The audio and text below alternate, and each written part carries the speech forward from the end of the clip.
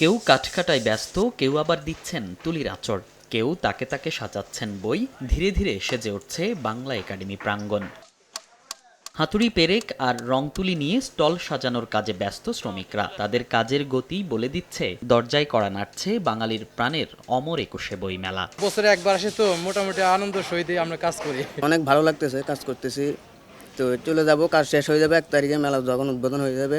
বিগত কয়েক বছরের তুলনায় বাণিজ্যিক হবে এবারের মেলা, এমনটাই প্রত্যাশা প্রকাশকদের। একটা পাঠক একটা স্টলে আসলে অনেকগুলো স্টলকে একসাথে পাবে, সেদিক থেকে এবার মেলা এই অন্যান্য বারের তুলনায় একটু বাণিজ্যিক হবে বলে আমরা আশা করি। পাঠকদের জন্য প্যাভিলিয়ন স্বরূপ আমাদের বিভিন্ন চমক থাকবে, যেই চমকগুলো পাঠকরা আমাদের স্টলে আসলে পাবেন। পরিবেশ পরিস্থিতি বিবেচনা করে আসলে কিছু বোঝা যাচ্ছে না যে কি হতে পারে, কি মানুষ একটু আতঙ্কের মধ্যে আছে। শুক্রবার সকালে মেলার সার্বিক নিরাপত্তা ব্যবস্থা দেখতে আসেন ডিএমপি কমিশনার। জানান 24 ঘন্টা বিশেষ নজরদারির আওতায় থাকবে পুরো এলাকা। 15 বিস্ফোরক দ্রব্য, দাহ্য পদার্থ, মাদক যাতে প্রবেশ না করে তাদের জন্য আমাদের ব্যাপক তল্লাশি থাকবে এবং কোনো বইয়ের ভিতরে এই উস্কানিমূলক কথা লেখা আছে এটার জন্য ওরা স্ক্যানিং করে ভেটিং করে স্টলে উপস্থাপন করেন। আপাতত দৃষ্টিতে আমি কোনো আশঙ্কা দেখি না। এবারের বইমেলা হবে পলিথিন মুক্ত।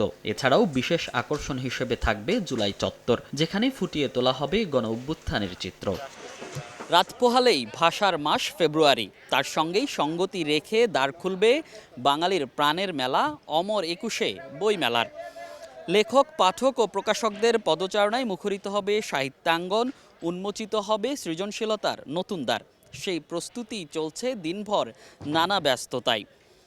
দীর্ঘ 16 বছরের স্বৈরশাসনের অবসানের পর নতুন বাংলাদেশে বইমেলার এই আয়োজন ফিরে পাবে নতুন প্রাণচাঞ্চল্য, সেই প্রত্যাশাই সকলের। মনির হোসাইন, সময় সংবাদ, ঢাকা।